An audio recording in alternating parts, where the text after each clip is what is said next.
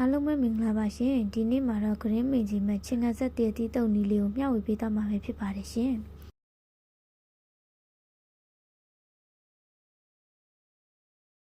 ပါဝင်ပစ္စည်းလေးတွေကတော့တည်တည်အစိမ်းကိုချစ်ထားမယ်ပြီးသွားလို့ရှိရင်ကြက်သွန်အနီကိုပပလေးပြီးရေးစေးထားမယ်ပေါ့နော်မြေပဲလော်ကိုလည်းထောင်းထားပြီးရင်တော့ပဲချက်မှုတ်ရဲ့ပစွန်ကြောက်ကိုမညက်တဲ့ညက်လေးထောင်းထားတာလေးရပါမယ်ပေါ့နော်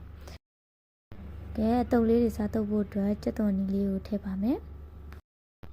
မြေပဲလော်ထောင်းထားတာလေးကိုလည်းထည့်ပါမယ်မြေပဲများများလေးနဲ့စားကျင်တာမို့လို့မြေပဲ3စုံလောက်ထည့်ထားပါရနော်ပြီးရင်တော့ပဲမုတ်ကိုဇွန်းတစ်ဝက်လောက်ထည့်ထားပါရနော်ပြီးသွားရင်တော့ပစွန်ကြောင်းမုံလေးပါထည့်ပါမယ်ပါဝင်ပစ္စည်းတွေအကုန်လုံးထည့်ပြီးပြီဆိုရင်ငပြားကြီးလေးလည်းတစ်စုံလောက်ထည့်ပါမယ်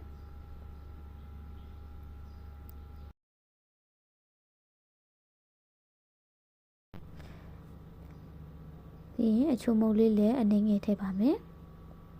စားလေးလည်းနည်းနည်းထည့်ထားပါရနော်စီကိုတော့ထမင်းစားစုံနဲ့2စုံထည့်ထားပါရနော်အဆက်တော့ကိုတော့ငရုတ်သီးမုတ်လေးထည့်ပြီးထားပါရဒီနေရာမှာငရုတ်သီးစိမ့်လေးတွေလည်းထည့်ပြီးတော့စားသုံးနိုင်ပါရနော်အားလုံးကိုပြီးသွားလို့ရှိရင်သမသွားအောင်နေပါမယ်နော်ညနေတဲ့အချိန်မှာကိုကအရသာလိုရင်လိုသလိုထပ်ထည့်နိုင်ပါတယ်အရသာကိုမိမိစိတ်ကြိုက်ပြင်ပြီးစားသုံးနိုင်ပါတယ်ရှင်ချင်းကဆက်တည်တည်တုပ်လေးကအခုလိုရာသီမှာထမင်းစားမင်းစီတယ်ပေါ့နော်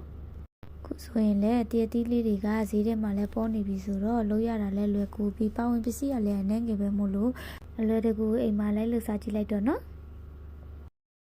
ကဲအခုဆိုရင်တော့အယောင်သေးကိုစုံပြီးတော့တကယ်ကိုတည်ကြစရာတည်ကြီးတုပ်လေးရပါပြီနေ့လည်နေကင်းမှာအပြင်းပြေစားဖို့ပဲဖြစ်ဖြစ်ထမင်းနဲ့စားဖို့ပဲဖြစ်ဖြစ်တကယ်ကိုအဆင်ပြေပြီးအရသာရမ်းရှိတဲ့တည်တည်တုပ်ချင်ကန်စလေးရပါပြီဒီဗီဒီယိုလေးကိုကြိုက်နှစ်သက်တယ်ဆိုရင်တော့ like and subscribe လုပ်ပေးဖို့မမေ့ပါနဲ့အောင်နော်နောက်ထပ်စားစရာအသစ်တွေလည်းတင်ပေးအောင်ပါမို့လို့